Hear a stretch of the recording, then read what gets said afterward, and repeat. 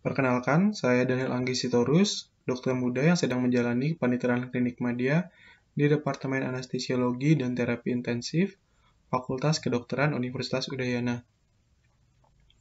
Pada kesempatan kali ini, saya akan menjelaskan atau membawakan penugasan saya yang berjudul Shock Hipovolemik. Adapun apa yang akan saya bawakan terdiri dari 2 poin. Yang pertama shock dan yang kedua adalah shock volemik. Untuk yang pertama dari shock, yang akan saya bahas yaitu dari definisi shock, kemudian sedikit tentang perjalanan atau mekanisme dari shock, dan juga kategori dari shock. Kemudian yang kedua, untuk shock hipovolemik, saya akan membahas tentang patofisiologi dari shock hipovolemik, kemudian stadium dari shock hipovolemik, dan penata laksanaan dari shock hipovolemik. Untuk shock, yang pertama saya akan membahas tentang definisi. Dari shock sendiri, itu merupakan kegagalan dari sirkulasi pembuluh darah yang terjadi secara akut, di mana karena terjadi kegagalan tersebut akan berdampak pada penurunan penghantaran dari darah yang sudah teroksigenasi ke organ-organ ataupun jaringan, di mana karena adanya hipoperfusi tersebut akan berdampak pada disfungsi organ atau disfungsi di end organ yang bila berkepanjangan dapat mengakibatkan multi-organ failure. Kegagalan sirkulasi dari pembuluh darah ini atau kegagalan sirkulasi akut ini dapat berupa penurunan dari resistensi vaskular, terutama pada pembuluh darah arteri, kemudian berkurangnya preload dan afterload, dan juga penurunan dari cardiac output. Untuk pertukaran darah yang terjadi di jaringan, itu dipengaruhi oleh adanya tekanan dari darah, sehingga akan terjadi penukaran dari darah di jaringan. Untuk tekanan darah sendiri, itu dipengaruhi oleh resistance dari aliran darah, kemudian cardiac output. Untuk yang resisten dari pembuluh darah itu dipengaruhi oleh diameter dan juga panjang dari pembuluh darah. Kemudian untuk cardiac output ini merupakan jumlah darah yang dipompa atau total volume darah yang dipompa setiap menitnya. Ini dipengaruhi oleh heart rate dan juga stroke volume. Heart rate itu jumlah detak jantung per menit dan stroke volume merupakan blood pump atau jumlah volume darah yang dikeluarkan sebanyak 1 kali kontraksi jantung. Stroke volume ini dipengaruhi oleh end diastolic volume dan juga end systolic volume. Jika terjadi masalah pada salah satu komponen ini, misalnya pada gangguan di end organ diastolic volume, terjadi penurunan dari volume akan berdampak pada penurunan dari stroke volume dan juga akan berdampak pada penurunan cardiac output dan juga akan berdampak pada penurunan tekanan darah yang dapat menyebabkan terjadinya perburukan pada pasien. Untuk kategori shock, ada beberapa kategori, ada 4. Yang pertama hipovolemik yang terjadi akibat kurangnya volume plasma di intravaskular sehingga berpengaruh pada stroke volume yang disebabkan oleh stroke hemorrhagic atau pendarahan, GI loss, third spacing, dan juga burn atau luka bakar. Untuk yang distributif, ini karena terganggunya aliran darah akibat vasodilatasi sistemik sehingga berpengaruh pada resistensi dari aliran darah yang dapat disebabkan oleh sepsis, anafilaksis, neurogenic shock, dan pankreatitis. Untuk kardiogenik, ini disebabkan oleh terganggunya pompa jantung pada keadaan vaskular yang cukup yang berdampak pada penurunan cardiac output. Dapat disebabkan oleh myocardial infarction, symptomatic bradycardy, valvular disease, heart block, dan juga end stage dari heart failure. Untuk obstruktif, ini terganggunya mekanisme aliran darah balik karena peningkatan tekanan intratorakal atau terganggunya aliran keluar arterial jantung, di mana dapat disebabkan oleh pulmonary emboli, tension pneumotorak, dan pericardial tamponade. Selanjutnya untuk shock hipovolemik. Shock hipovolemik sendiri merupakan shock yang terjadi akibat berkurangnya volume plasma di intravaskular. Shock hipovolemik sendiri dapat disebabkan oleh dua hal, yang pertama hemoragik dan non-hemoragik. Untuk hemoragik, salah satu contohnya adalah pendarahan yang hebat, dan juga untuk yang non-hemoragik itu dapat disebabkan oleh kehilangan cairan akibat diare dan juga luka bakar. Seperti yang sudah saya jelaskan sebelumnya, pertukaran dari darah di jaringan itu dipengaruhi oleh tekanan darah. Mana tekanan darah itu dipengaruhi oleh resisten dari volume, resisten to flow, resistensi dari pembuluh darah, dan juga cardiac output, yang mana cardiac output dipengaruhi oleh heart rate dan juga stroke volume.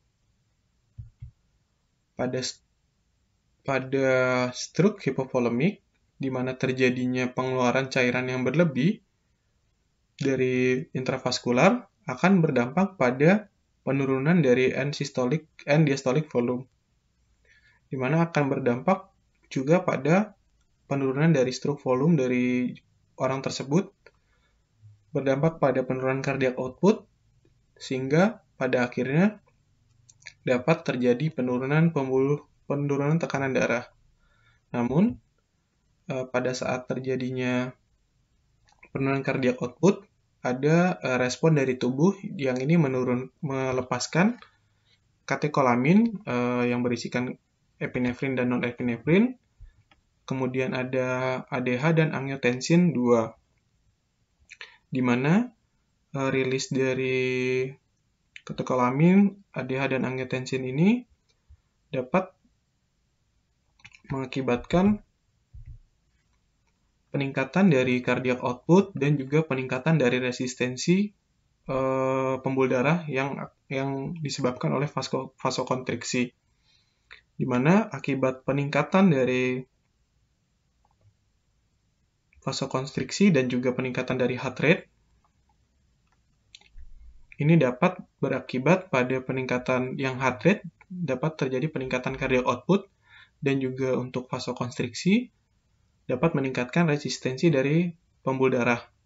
Karena peningkatan kedua ini akan berdampak juga pada peningkatan dari tekanan darah. Untuk heart rate sendiri merupakan indikator pertama dari pemeriksaan yang dapat kita temukan pada pasien yang mengalami shock.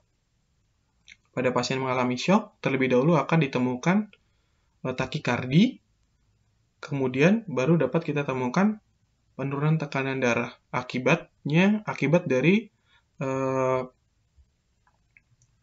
hilangnya dari respon kompensasi dari tubuh, sehingga terjadinya penurunan tekanan darah.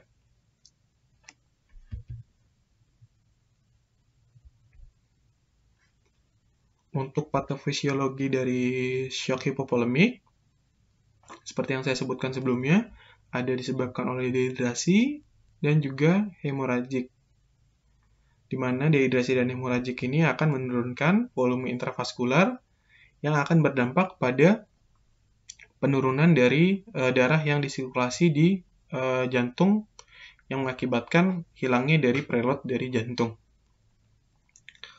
Hilangnya preload ini dapat berakibat pada penurunan venous return ke jantung yang dapat menyebabkan juga penurunan dari venous circulation, dan juga dapat kita lihat pada pasien berakhir dengan tampak penurunan jugular venous pressure. Kemudian untuk selanjutnya dari penurunan dari blood volume di preload akan berdampak juga pada shock hipovolemik, Dan juga dari shock itu yang disebutkan sebelumnya karena gangguan atau ketidakadekuatan perfusi organ yang dapat berakibat pada kulit, brain, heart, kidney, dan jaringan tubuh yang lain. Untuk kulit, karena adanya penurunan aliran darah ke jaringan, di kulit akan mengalami vasokonstriksi dari pembuluh darah di perifer dan akan berakibat pada timbulnya akral yang dingin dan juga molted ekstremitas. Kemudian untuk brain, karena adanya penurunan aliran darah ke otak, akan menyebabkan terjadinya hipoksia cerebri, di mana ketika pasien mengalami hipoksia cerebri, akan terjadinya penurunan kesadaran yang signifikan, atau dapat menyebabkan loss of consciousness, penurunan kesadaran. Untuk heart, di mana terjadi penurunan pompa jantung, dengan kompensasi yang saya sebutkan sebelumnya, itu kompensasi menaikkan heart rate, untuk mengakibatkan atau menyebabkan maintain dari perfusinya akan berdampak pada takikardi. Kemudian untuk kidney atau ginjal, jika terjadi penurunan aliran darah ke ginjal, akan berdampak pada penurunan glomerular filtration rate yang dapat menyebabkan oligouria. Dan untuk jaringan tubuh yang lain, karena sebelumnya tubuh mengalami metabolisme aerob, karena kekurangan asupan dari oksigen ke jaringan-jaringan, akan terjadi metabolisme anaerob, di mana metabolisme anaerob itu akan menyebabkan peningkatan produksi asam laktat dan juga akan berakibat secara jauh akan menyebabkan laktik asidosis pada pasien. Dan kembali lagi pada penurunan sirkulasi dari preload secara berkepanjangan dapat menyebabkan turunnya dari blood pressure dari pasien yang mengalami shock.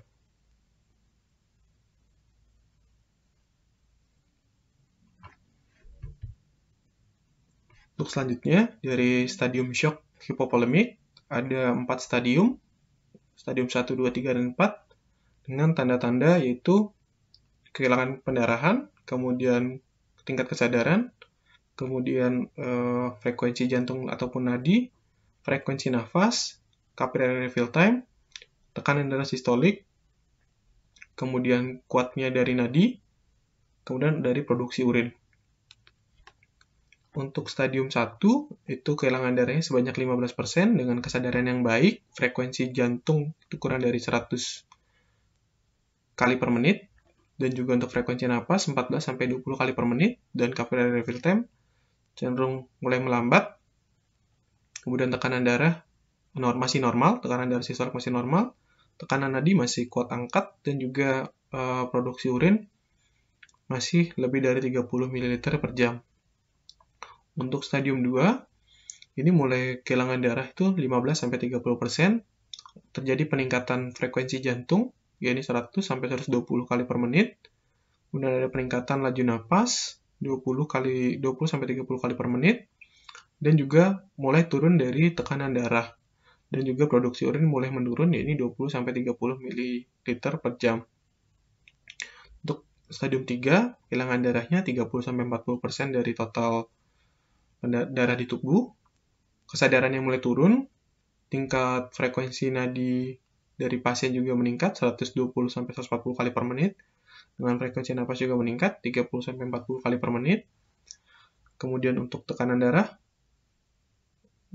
tekanan darah dari sistolik mulai turun, dan juga untuk tekanan nadi dari pasien mulai turun, sudah tidak kuat angkat. Untuk produksi urin juga mulai menurun 5-15 ml per jam. Untuk stadium 4, kehilangan darahnya lebih dari 40% dari volume tubuh, terjadi penurunan kesadaran, dan juga untuk laju denyut jantung itu lebih dari 140 kali per menit, cukup meningkat. Untuk frekuensi nafas lebih dari 30 kali per menit. Untuk capillary every time cenderung melambat. Kemudian untuk tekanan darah, untuk sistoliknya cenderung udah turun, dan juga untuk tekanan nadinya turun, dan juga produksi uritnya sangat sedikit. Setelah mengetahui sedikit tentang shock hipovolemik, untuk penata laksanaan dari shock hipovolemik agar tidak terjadi kasus ataupun perburukan pada pasien yang lebih berat, itu kita harus menata laksana pasien tersebut dengan prinsip hentikan sumber cairan hilang, baik itu pendarahan, jika itu pendarahan dari luar yang terlihat dapat kita lakukan obat tekan. Kemudian untuk pendarahan di dalam itu dapat kita lakukan operasi untuk melakukan atau penyelamatan dari menekan pembuluh darah yang menghentikan pendarahan tersebut. Dan juga kita harus mengganti cairan yang hilang. Kemudian dari penata laksanaan tersebut, kita ada mulai dari pemeriksaan fisik untuk primary survey, kemudian ada pemasangan akses vaskular, dan juga terapi cairan. Untuk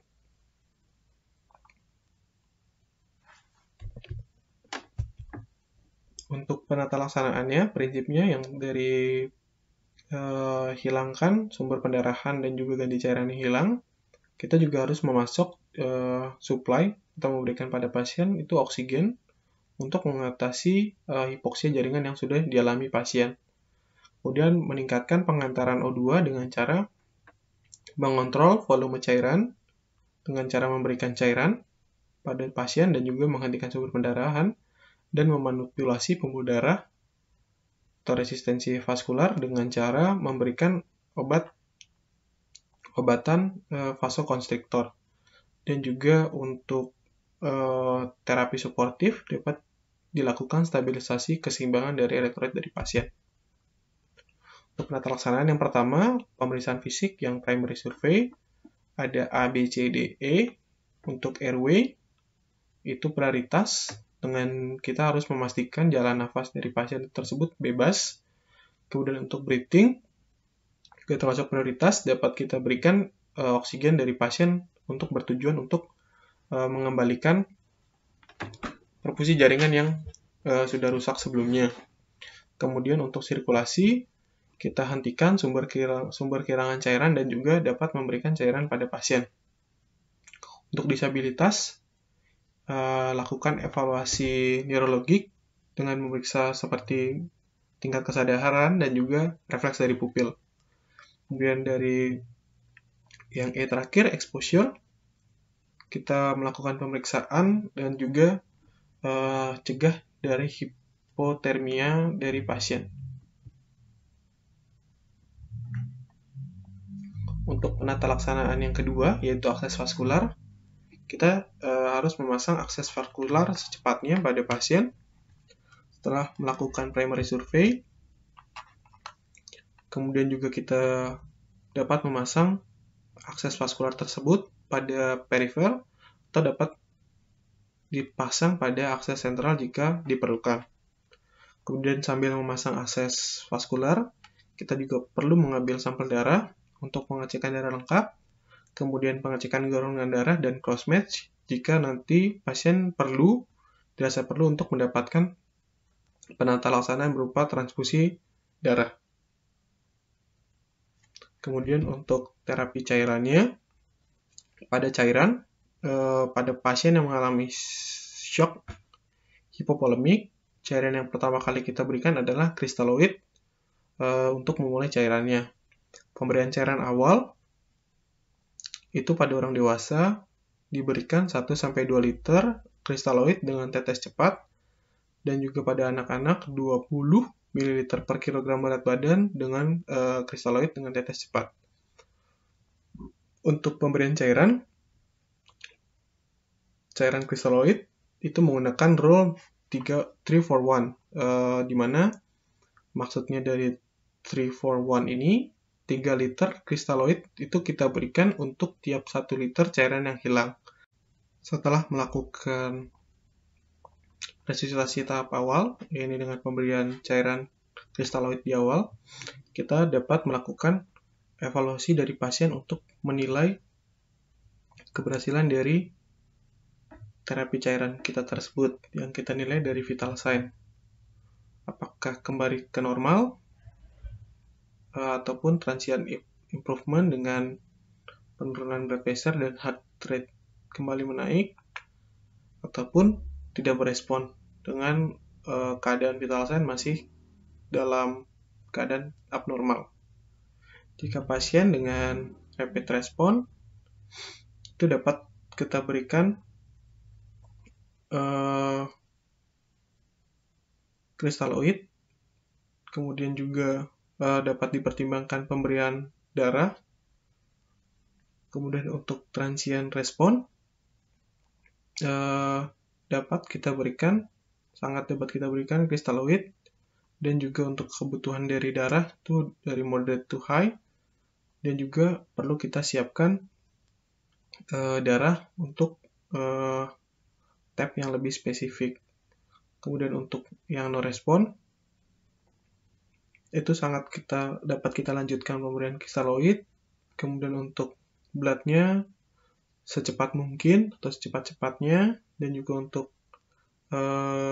untuk tindakan operasi itu dapat dilakukan untuk penyelamatan dari pasien.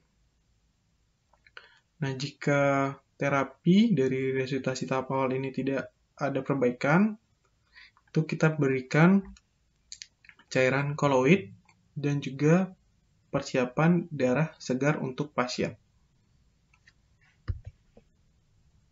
Baik, demikian presentasi atau penjelasan atau pemaparan dari shock hipovolemik yang dapat saya sampaikan. Terima kasih.